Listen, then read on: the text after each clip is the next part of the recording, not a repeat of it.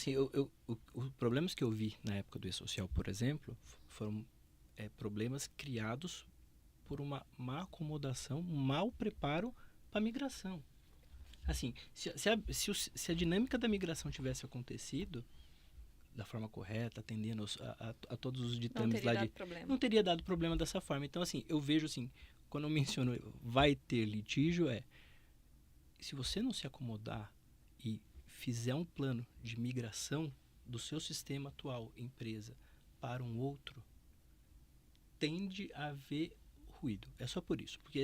E ruído, quando eu falo ruído, eu falo litígio. Uhum. Então, mas, óbvio, não se entra num litígio agora para explicar, para arredondar, para melhorar o sistema tributário que está sendo posto. O sistema tributário é muito maior do que qualquer litígio que a gente vai botar agora.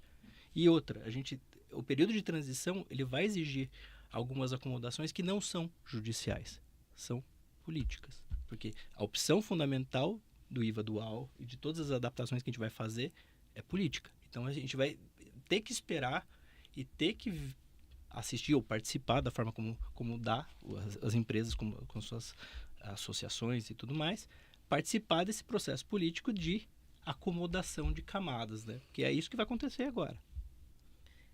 Exatamente. Voltando um pouco, quando eu estava falando de social, o Adalberto tem razão. Na época, eu estava trabalhando com a implementação de E-Social. O problema sempre foi a empresa não estar preparada para o ambiente do E-Social.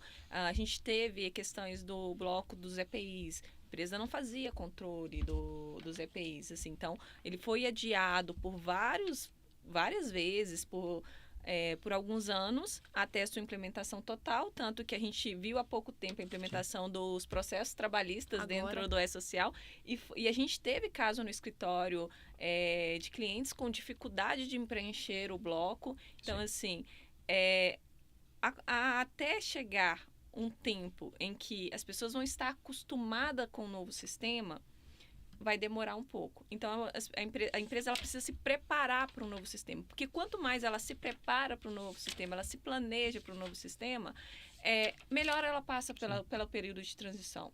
Então, assim, precisa começar agora. Porque 2026 a gente já tem o CBS aí. Em 2027 acaba o PIS e COFINS. Então, assim, eu preciso olhar para dentro da minha empresa, olhar para dentro da minha equipe, das minhas equipes, né? Porque quando a gente fala de reforma, a gente tem que falar, igual a gente disse, envolve vários setores, envolve contrato, envolve lista de fornecedores, envolve a própria apuração. Eu tenho, assim, hoje a gente tem muitos casos no escritório de empresas que chegam para a gente com problemas nas obrigações acessórias, com problemas no preenchimento dos SPEDs. Às vezes existem muito dinheiro represado devido a um preenchimento da obrigação acessória. Então, assim, se hoje a gente já está assim no período de transição, em que eu vou coexistir com dois sistemas tributários, como é que vai ser? E para eu solicitar o ressarcimento do PIS e COFINS, quando ele foi extinto, eu ainda preciso ter uma obrigação acessória preenchida de forma correta? Como vai ser? Como você tem se preparado para isso? Sim, e os créditos, como você mesmo falou, né?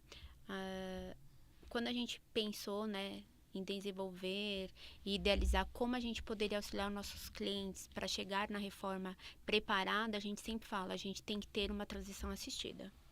A gente precisa chegar com as nossas obrigações todas preenchidas de maneira adequada, em conformidade, os nossos créditos, como a Sara bem disse, ressarcíveis ou não, todos eles escriturados, lançados, porque ao final do período em que deixarem de existir os PIS e COFINS, IPI, ICMS, ISS e tudo mais, os que não estiverem lançados não poderão sofrer qualquer tipo de devolução. E o que estiver ali a gente não vai poder mais usufruir. E foi um crédito que o contribuinte pagou. Então, ele precisa ter o direito de devolver. Só que se ele não estiver em conformidade, isso não vai acontecer. O que não está no mundo...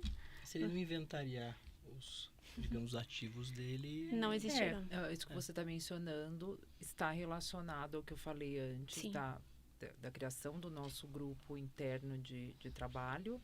Sim. E o diagnóstico, o nosso diagnóstico para a reforma tributária, que é prévio à reforma tributária, que a gente olha o passado exatamente para sanear o que foi e planeja e executa essa transição para que ela seja feita da maneira mais suave e bem pensada e bem estruturada, considerando aí diferentes atores dentro do negócio.